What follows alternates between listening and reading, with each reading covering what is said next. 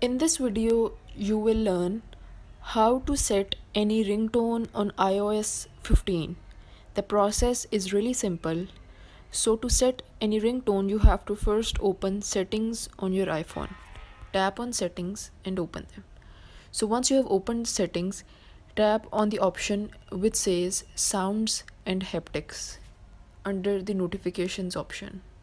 Tap on that, and once you are in the menu of sounds and haptics, scroll down below and you can see the option of ringtone under the heading sound and vibration patterns.